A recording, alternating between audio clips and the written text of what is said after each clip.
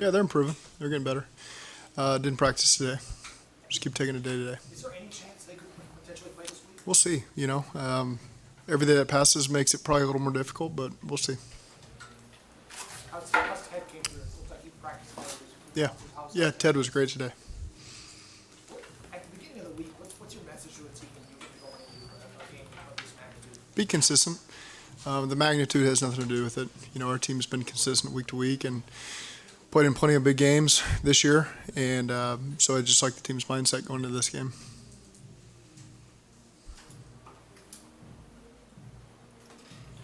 I think Brian was talking about how Joe can be locked in, but also be loose when he needs to be, and kind of doesn't really get too tight as the game progresses. How important is that for a quarterback not to be so tight when a big game, when the games get deeper into the season? He trusts his preparation, and your preparation leads to confidence, and that's just what you see from Joe and all of our players is they know that they've prepared themselves to reach their potential as a player, and so when they walk on the field on Sunday, they're relaxed. I know you said you wait till the end of the week for injury reports, but with Mahomes, do you watch the videos to see what he's doing a little bit, just that they're out there, or kind of read up on his status? I mean, is it any different? You follow the injury reports day to day, but you take it all with a grain of salt. Zach, in 2020, what made Joe Mixon a guy you wanted to extend and build around?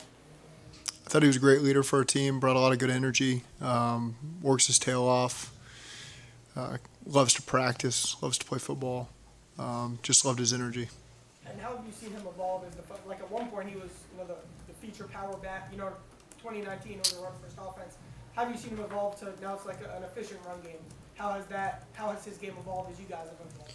I think he just understands, what's important as an offense geared towards winning. And as we continue to add more weapons, that makes everyone's life a little bit easier when you can spread it out and capitalize on the opportunities you get in the run game. And the efficiency is the key. Make the most of your opportunities. And I think our running backs really understand that. What did you learn going into Arrowhead last year for the AFC Championship Game that you could lean on this week going into it? I don't know that we learned too much. It's just we've played in that environment before, and so you've got that to fall back on. So aside from really just playing in front of their crowd, we've played this team several times now, and so that's probably what you draw on the most. How does that environment compare to what you just faced in Orchard Park? Arrowhead's one of the toughest environments to play in. I thought last week was tough. It's a great environment. Their fans are into it. Same thing in Kansas City. It's a fun atmosphere to play in if you're part of the NFL, and so our guys look forward to it. How frustrating is it when your quarterback makes one of the best throws he's made all year, your receiver makes a great play on the other end, and it's taken away on review? How frustrating? I know it's frustrating to the players. They had great plays taken away from them. How frustrating is it as a coach? It's just points off the board. 4 points off the board, and those are the plays that we emphasize. Being a great red zone team and a great third down red zone team and making the most of it. It's a play we've repped a lot. Mixon scored on it against the Saints, and felt good about the look and had the opportunity there, and it just didn't quite come through for us. You in your team meeting for the Titans game talked about the back half of your schedule and started the whole they got to play us thing, and then the next day pushed up their screens out. Did you think it was going to go as viral as it has? I don't ever really plan for the viralness of anything. It's just kind of how your message is at that time, and I've probably had a lot of other that should have been viral worthy that just weren't, because that no one will ever know about. But sometimes things like that just catch on, and it's fun to be a part of when that happens. Ted Turner said that your meetings the night before the game were about 5 minutes. Why have you learned to maybe make them shorter? What's your reason behind cutting down to 5 minutes? Yeah, my strength is not to speak for 30 minutes. I don't have that much that's worthy of their time, and so you try to keep it concise. That's how I feel when I'm in the audience oftentimes, is I just want the meat of the message, and I'm sure I've been long-winded before, and so again, you try to continue to grow and keep a concise message that the guys can really take in, and learn something from, and that's what we try to focus on. Both your coaches and players have said that those messages have been big impacts. How much time do you put into those? Is something that comes to you quickly and easily? Is it something that It just depends. Some weeks I've got the notes app in my phone, and so there could be different times. I've probably got all lists of things that I've thought about over the week, and sometimes it just hits you, and you put it in there, and then a day later you don't like it anymore. And I've certainly got tons of resources here in the building with people that have been great, Doug and Joey, and all sorts of people that have helped in that messaging. A lot of talk, Zach, about Andy Reid as a play caller. What do you see from game to game or over each time you face them from Steve Spagnuolo? Oh, you threw a curveball at me there. Yeah. He does a great job. I played against him many times in my career. Creative, keeps you off balance. The players, you can tell, believe in the scheme, and they do a great job bringing it to life. So they're put in good positions that make things difficult for you. And so, again, he's a big reason why they continue to be in this position. They got a great defense. They got good players, but they utilize them the right way as well. Does he throw a lot of different wrinkles each different time you face him? Or in the last 3 times you faced him? I think that they have a good amount of defense, to pull from at different times. And of course, like anything, it can evolve from week to week. And so, again, he can just play a lot of zone coverage. He can pressure you. He can mix it in there. And they've got a lot of ways that they can utilize their players. Earlier in the week, you talked about, early in the season, you talked about Burrow being in the MVP race. What's it like to see him as a finalist for the award now at this point of the year? I think he's deserving of anything that comes his way. He's one of the greatest players in this league, and those are usually the types of guys that should be in that conversation. And I've said it a million times. We're fortunate to have him, and he keeps leading this thing, and it's good to see him play like that. Have you drafted or otherwise acquired a lot of players in college who are playing for one championships? Is there intent behind that, and why is that important to you?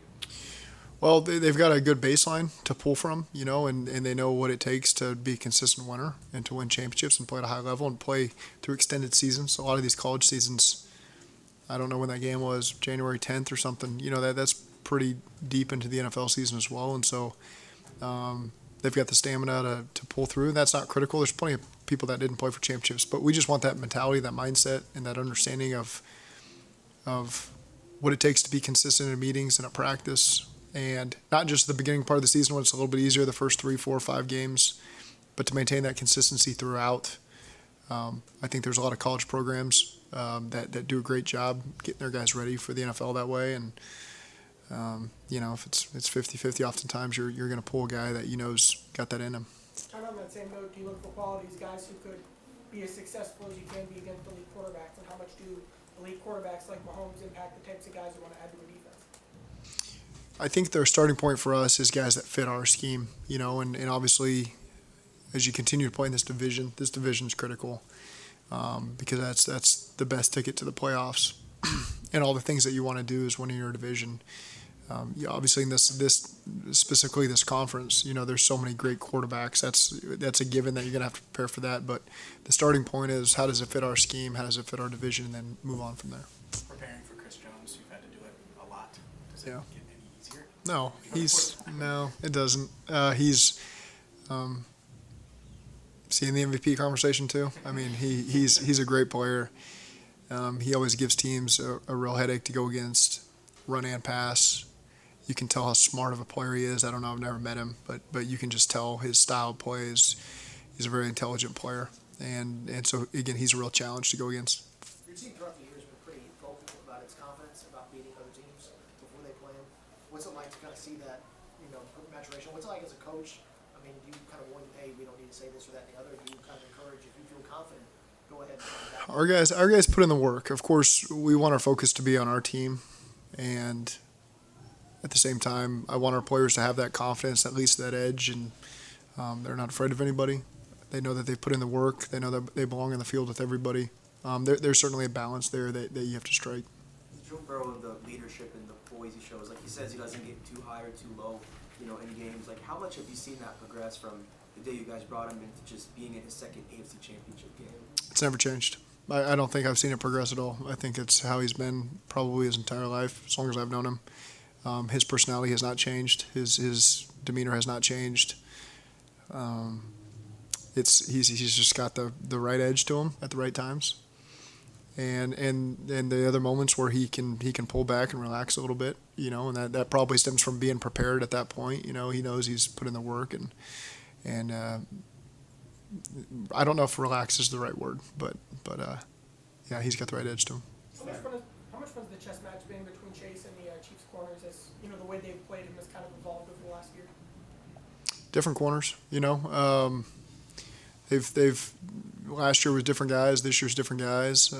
They've done a good job. They got young corners over there that are physical, and they do a good job. They play with a lot of confidence, and so again, that goes back to the scheme with Steve, and I think they do a great job there. And you got to continue to try to find ways to put your guys in the best position to utilize their talents. Are you preparing for this game like you prepare for the division opponent, considering you played them 3 times in the calendar year and 4th time here in 13 months? It's no different than that. We played them in December. I've now realized what month we played them in. We played them December 3rd, I think. And so that's the exact same as playing Pittsburgh twice or Cleveland twice. And so whether you want to look at it as a divisional team or not, it does feel the same. You played a team twice in the last month and a half, and I feel like we've done that a lot. I think we've only played 4 teams this year, I think, and that's certainly what it feels like in these last 2 months. Is Trey Flowers trending upwards this week? Yeah, we'll I think Trey. We'll see where he's at tomorrow. Last week, a lot of snow. This week is supposed to be extremely cold. How does that affect your preparation, special teams wise, play calling wise, anything like that? Our team loves the cold. It's we try to get work in it when we can. We try to make sure we're always ready for our environment. We've played in a lot of cold games these last 2 months.